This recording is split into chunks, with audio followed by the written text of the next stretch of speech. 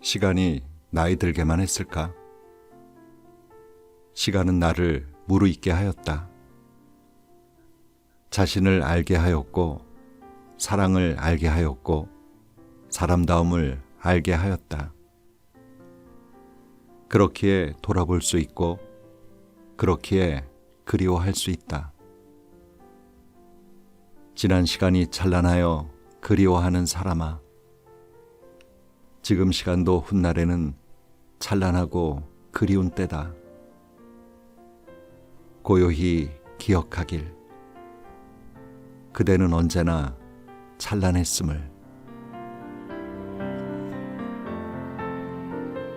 책 읽는 다락방의 제이입니다. 오늘 기분 좋다. 에이, 기분 더럽네. 이 기분의 좋고 나쁨은 내 마음속에서 저절로 생기는 감정입니다. 하지만 혼자서 그냥 어떤 기분이 생기거나 바뀌기보다는 어떤 누구에 의해 그리고 환경에 따라 이 기분이 좌우되는 경우가 많고, 또 이 기분에 따라 그날 하루를 어떻게 보내게 될지가 결정되기도 하죠. 기분 좋게 하루를 시작하면 뭐든지 잘 될 것 같은 생각이 들고 일이 술술 풀리는 느낌에 대수롭지 않은 불편한 일 정도는 웃어넘기게 되지만, 기분이 안 좋아서 마음의 여유가 없어지면 별일 아닌 것에도 예민해지고 일이 자꾸만 꼬이고 열받는 일만 생깁니다. 악순환이 시작되는 거죠. 이런 하루가 모여 나의 인생이 된다고 생각해 볼 때 이 기분을 좋게 유지하는 것에 대해 한번 생각해 볼 필요가 있지 않을까요? 오늘 소개해드릴 책은 클라우디아에서 펴낸 기분을 관리하면 인생이 관리된다 인데요. 이 책의 저자인 김다슬 작가는 책을 쓰는 작가이자 작사가이면서 카피라이터입니다. 어느 하나를 잘하기도 쉽지 않은데 첫 번째 책인 이제는 오해하면 그대로 둔다가 베스트셀러에 올랐고, 폴킴의 널 떠올리는 게, 김태우의 봉구수 등 히트곡들의 노랫말을 쓴 작사가로도 잘 알려 있을 정도로 다양한 분야의 글쓰기에 남다른 재주를 가지고 있습니다.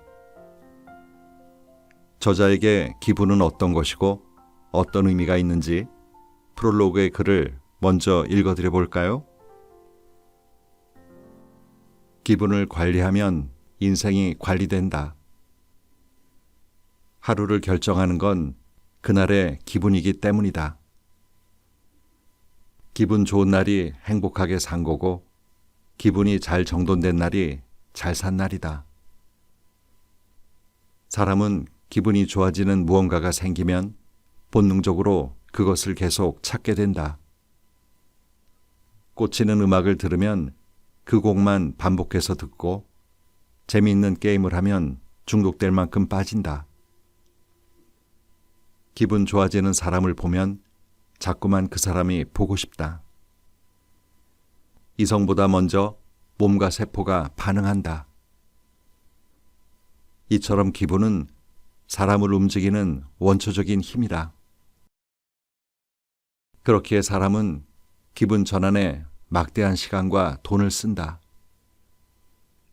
기분 전환을 위해서라면 먼 곳의 바다를 보러 기꺼이 많은 시간과 비용을 지출한다.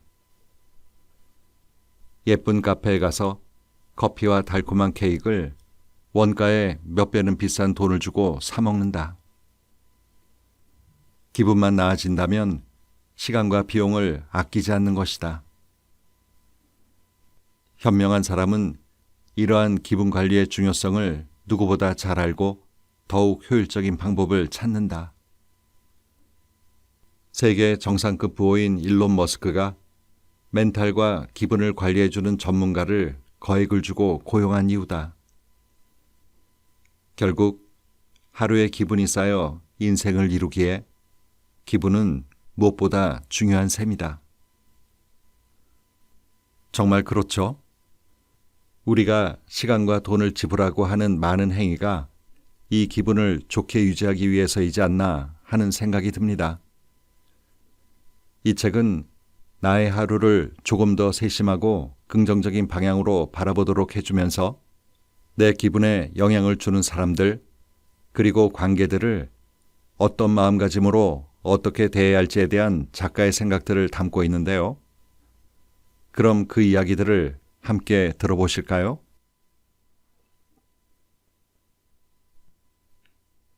견디면 잘 풀리는 때가 온다.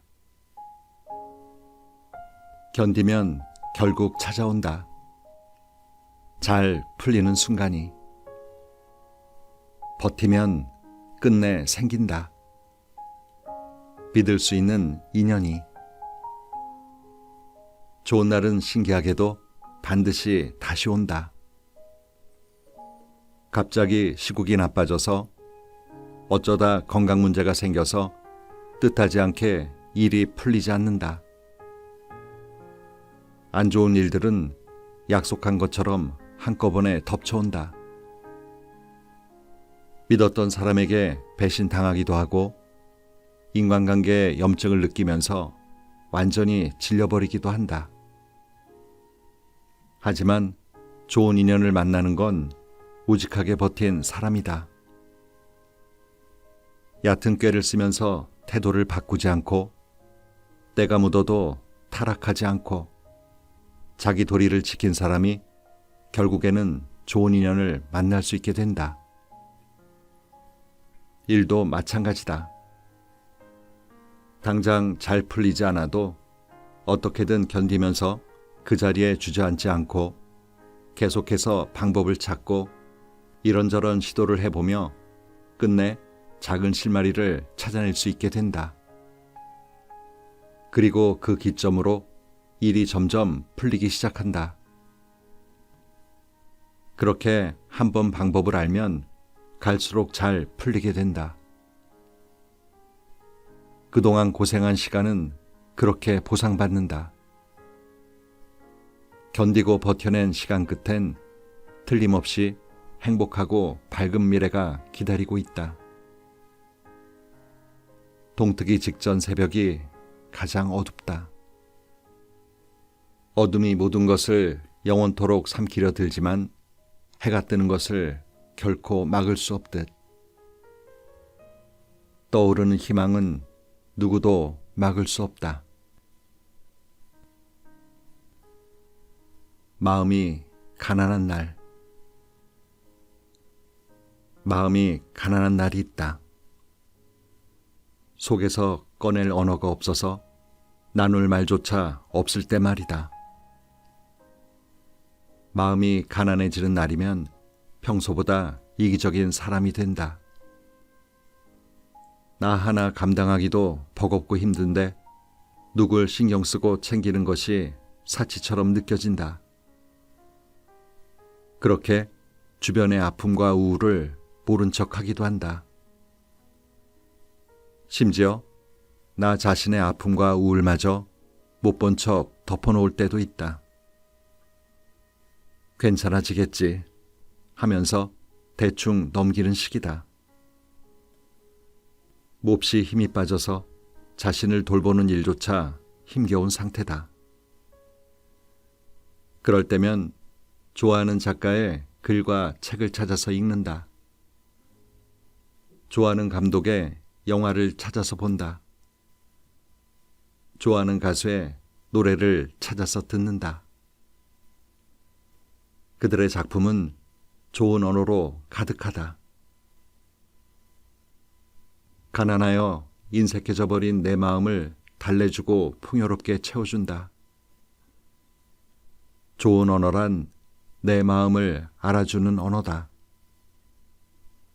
가슴속에 응어리진 무언가를 해소해주는 언어다. 살아갈 용기와 희망을 주는 언어다. 가난한 마음을 풍요롭게 채워주고 무기력한 나를 일으켜주는 건 언제나 좋은 언어였다. 당신과 나에게 좋은 언어와 같은 사람이 되고 싶다. 잘 배운 사람이 티가 나는 대목. 첫째, 싫어하는 짓을 하지 않는다.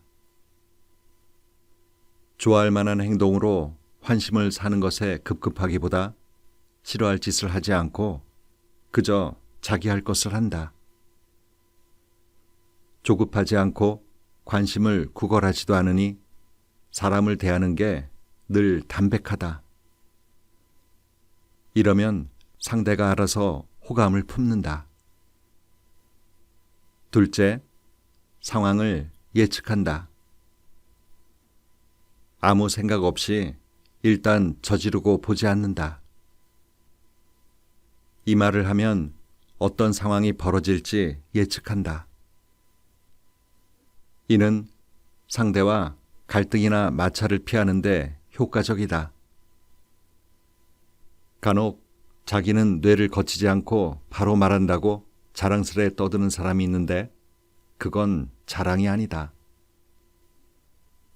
자기는 그만큼 가식 없이 솔직하다는 점을 강조하고 싶어서 하는 말이지만 실제로는 생각 없이 무례한 사람일 가능성이 크다. 셋째, 당연한 건 없음을 한다. 무엇이든 대가가 따른다는 걸 안다. 그래서 상대의 수고와 노력을 결코 당연하게 여기지 않고 보답할 줄 안다. 잘못 배운 사람이 되기는 쉬워도 잘 배운 사람이 되기는 어렵다. 선천적으로 타고난 사람도 있으나 소수에 불과하다. 보통은 사회생활을 하면서 많이 깨지고 당하고 반면교사로 삼는 각고의 노력 끝에 터득한다. 잘못 배운 사람이 티가 나는 순간. 첫째, 편한 대상을 막대할 때. 그 사람의 인성을 알고 싶으면 가족, 노인, 어린아이, 반려동물, 종업원, 경비원을 대할 때 유심히 살펴보면 된다. 사람은 일상에서 편한 대상을 대할 때 가면을 벗고 비로소 무방비한 인성이 드러난다. 둘째, 돈을 쓴다고 갑질할 때. 돈 쓰는 걸 마치 권력처럼 생각한다. 돈을 쓰고 그만한 서비스를 받지 못했다면 논리적이고 차분하게 따지면 될 일이다. 화내고 윽박지르고 당연히 그래도 되는 것처럼 갑질할 일이 아니다. 같은 사람이 사는 사회임을 망각한 것일 뿐. 셋째, 타인의 취향을 무시할 때. 자기 취향만 우월하다는 착각에 빠져 사는 부류. 클래식, 락, 힙합 등 특정 장르와 가수를 찬양하면서 대중가요나 아이돌 가수를 우습게 한다. 독립영화나 미술은 인정하고 상업영화나 미술은 비난한다. 특정 작가와 책은 좋다면서 많은 대중이 찾는 에세이나 웹소설을 쓰레기 취급한다. 예술 분야에 나타나는 전반적인 현상이다. 일종의 선민의식에 젖어 있는 사람들이 주로 그런다. 심한 경우 예술병에 걸렸다고도 한다. 이들의 공통점은 본인이 찬양하는 예술을 비하하면 발끈한다는 점이다. 정작 본인은 타인의 취향을 깎아내리면서 말이다. 본인의 취향이 귀하면 남의 취향도 귀한 줄 알아야지. 잘못 배운 사람은 굳이 설득하기보다 멀리하는 것이 낫다. 가만 보면 사람은 고쳐 쓰는 게 아니라는 유명한 말이 타당하게 느껴질 때가 많다. 인맥에 목맬 필요 없다. 인맥을 늘리느라 애쓰지 않아도 된다. 인맥은 늘리는 게 아니라 생기는 것이라 그렇다. 인맥을 늘리려면 반드시 시간, 돈, 신경을 써야 한다. 상대와 지속해서 술자리 또는 취미생활에 어울려야 한다. 특히 있으나 마나한 인맥이 아니라 실질적으로 도움이 되는 인맥은 지금의 나보다 잘났기 때문에 많은 것을 상대에게 맞춰야 한다. 자연스레 자기 개발에 투자할 시간과 돈은 줄어들 수밖에 없다. 나한테 써야 할 소중한 자원을 남한테 쓰는 셈이다.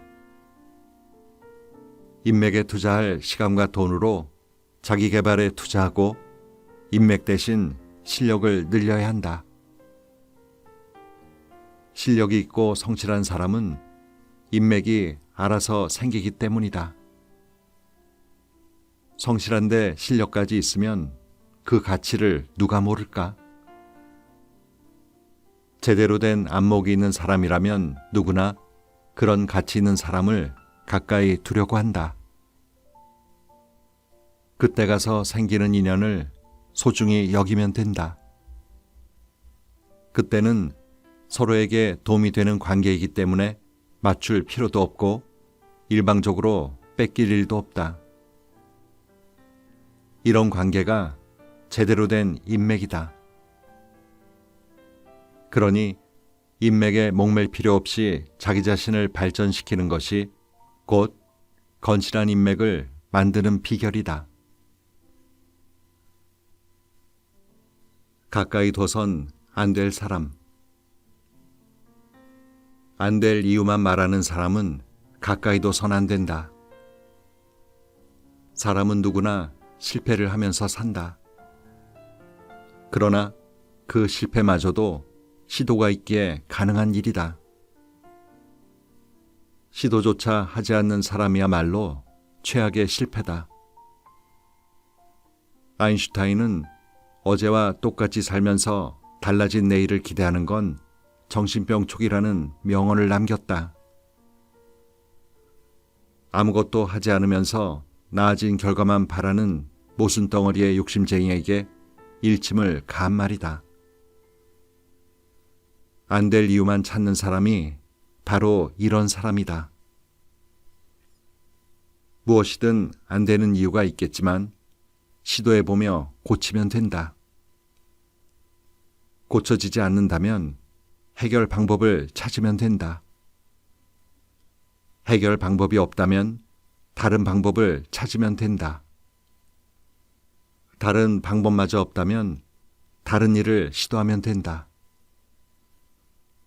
중요한 건 안 될 이유를 대면서 언제까지고 가만히 앉아 있는 것이 아니라 안 될 이유를 알아도 움직이고 해보는 거다. 그래야만 내일이 달라진다. 조금씩 달라지는 내일이 쌓여서 훗날 몰라보게 다른 사람이 된다. 하루아침에 기적처럼 달라지는 사람은 존재하지 않는다. 안 되는 이유부터 찾는 사람을 경계하고 멀리해야 한다. 그 사람은 그렇게 살았기에 성공하지 못하고 지금처럼 사는 것이다. 부정적이고 게으른 사람의 말에 휘둘릴 이유가 없다. 그리움과 외로움은 다르다. 그리워하는 것과 외로워하는 것은 혼동하기 쉽다. 두 감정 모두 상실감이 드는 점은 같기 때문이다. 상실은 어둡고 캄캄하고 낯선 방에 혼자 남겨져 누군가를 애타게 기다리는 감각이다. 그래서 외로움 때문에 사람을 만나게 된다. 도저히 혼자서는 견딜 수 없을 만큼 외로워서 누구든 만나 상실감을 달래려고 한다. 타인과 시간을 보내면 외로움이 달래지기도 하지만 전혀 달래지지 않는 순간이 있다. 이때의 감정은 외로움이 아니라 그리움이라서 그렇다. 외로움은 아무나 달랠 수 있지만 그리움은 그 사람이 아니면 달랠 수 없다. 심장을 한 움큼 집어가 버린 그 사람이 보고 싶어서 심장이 아프고 외로운 것이다. 그리움이란 그런 것이다. 문득 밀려오는 것, 멀쩡하다가도 견딜 수 없는 것, 아무렇지 않다가도 울컥하는 것, 남겨진 추억이 아름다울수록 고통스러운 것, 그 사람의 존재가 사무친다. 시간이 지날수록 대부분이 흐려지는데 도리어 그 사람만은 더 선명해진다. 그리움은 잠재울 수 없고 그리움에 잠 못 이룬다. 잊지 말아야 할 사람과 잊어야 할 사람. 절대 잊지 말아야 할 사람은 힘들 때 곁에 있어준 사람이고 누구보다 빠르게 잊어야 할 사람은 힘들 때 떠난 사람이다. 끝까지 곁에 있어준 사람에게 반드시 보답하고 갚아야 한다. 힘들 때 떠난 사람은 최대한 빨리 잊고 보란듯이 성공해서 이름도 잘 기억을 못하는 것이 최고의 복수다. 성공하니까 그제야 아는 척하면 누구더라? 한마디면 충분하다. 내가 가장 초라하고 별 볼 일 없을 때 잘해준 사람이 평생 가는 사람이다. 밑바닥인데도 곁을 지키는 사람이 있다는 건 언어로 표현할 수 없는 복이다. 사람 일은 어찌 될지 모른다. 실제로 잘 나가다가도 갑자기 망하고 완전히 망했다가도 다시 크게 성공하는 사례는 무수히 많다. 그 과정에서 잊어선 안 될 사람과 잊어야 할 사람이 선명하게 드러난다. 평생 보물처럼 여길 사람이 누구인지 이때 알게 된다. 진국인 네 사람 구별하는 8가지 방법. 첫 번째, 시간이 날 때만 나를 만나는지, 시간을 내서라도 나를 만나는지. 두 번째, 관계에 책임감을 갖는지, 자기 편한 대로만 하는지. 세 번째, 안 맞는 점도 인정하는지, 나를 억지로 맞추려고 하는지. 네 번째, 함께하는 미래를 그리는지, 과거에 좋았던 시절에만 빠져서 사는지. 다섯 번째, 긍정적인 얘기로 힘을 주는지, 자꾸 부정적인 얘기로 힘을 빼는지. 여섯 번째, 만나고 난 후에 마음이 편한지, 아니면 가슴속 어딘가가 불편한지. 일곱 번째, 당장 곁에 없어도 든든한지, 곁에 있는데도 불안한지. 여덟 번째, 힘들 때 곁에 남는지, 힘든데도 외면하는지. 내 사람은 무조건 나한테 맞추고 희생하는 사람이 아니라 급할 때만이라도 모든 걸 제쳐두고 달려오는 사람이다. 자주는 아니어도 나에 대한 존중과 배려를 절대 잊지 않는 그런 사람. 욕심과 상대를 위하는 것의 차이. 누군가를 진정으로 위하는 건 그 사람을 빛나게 해주는 일이 아니라 그 사람의 빛이 꺼지지 않게 지켜주는 일이다. 소중한 사람을 소중히 대하다 보면 그 사람이 빛이 나길 바라게 된다. 곁에서 지켜봐온 이 사람이 빛이 나면 얼마나 눈부실지 알기 때문이다. 소중한 사람이기에 지금보다 더 잘 되길 바라는 마음이 자연스레 생기는 거다. 다만 그 마음이 나의 욕심임을 알아야 한다. 문제는 욕심인 줄도 모르고 갈수록 그런 마음이 커질 때다. 그런 마음이 커지면 자기도 모르게 오지랖을 부린다. 응원에서 그치지 않고 하나씩 간섭하기 시작한다. 어떤 옷이 어울린다. 운동을 얼마나 해야 한다. 식단을 어떻게 해야 한다. 이런 생각이 좋다. 저런 태도를 유지해야 한다. 이처럼 애정어린 잔소리를 시작으로 점점 이래라 저래라 지시가 늘어난다. 그 사람을 빛나게 해주려고 하는 말이 오히려 상대를 압박하는 말이 된다. 오지랖과 참견의 압박을 멈추고 자존감이 흔들릴 때와 도움이 필요할 때 적극적으로 나서서 지켜주어야 한다.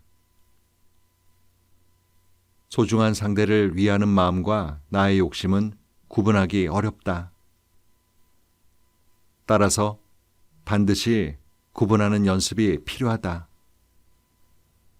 그게 진정으로 상대를 위하는 길이니까. 시간이 가면 망하는 사람. 첫째, 무례한 사람. 평소 무례한 사람은 알게 모르게 계속 적을 만든다. 그가 잘 되길 바라기보다 망하길 바라는 사람이 갈수록 많아진다는 의미다. 그동안 당한 사람은 잊지 않고 있다가 기회가 오면 한마디라도 거둔다. 망하는 쪽으로. 둘째, 인색한 사람. 남한테 돈을 쓰지 않는 사람은 남들보다 단기간에 재물을 모으는 대신 인망을 잃는다. 사람이 모여야 성공할 수 있는 게 세상의 이치인데 혼자만 살려고 드니 한계가 명확하다. 주변에 사람이 없으니 한 번만 잘못 삐끗하면 모든 것이 무너진다. 셋째, 게으른 사람. 삶의 대부분 문제는 게을러서 생긴다. 미루면 당장은 괜찮아도 반드시 후회할 때가 온다. 공부를 미루면 성적이 문제, 운동을 미루면 건강이 문제, 꿈과 목표에 대한 노력을 미루면 그를 이루는 시기에 문제가 생긴다. 그동안 나이를 먹거나 환경이 나빠진다. 게으름은 문제를 한없이 축적하므로. 이런 경우 몇 년 정도는 딱히 티가 나지 않는다. 그래서 자신이 그러고 사는 줄도 모른다. 세월이 10년 이상 쌓이면 그제야 확연히 드러난다. 시간이 지나 망하고 연락이 끊기는 사람은 이런 경우가 많다.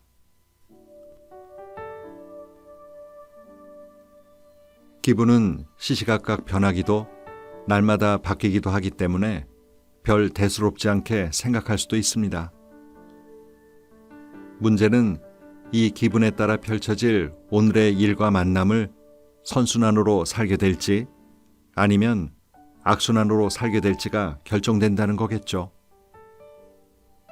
하루의 기분이 쌓여 인생을 이룬다고 생각해 보면 오늘의 기분 관리는 무엇보다 중요할 겁니다. 오늘도 기분 좋은 하루 보내세요.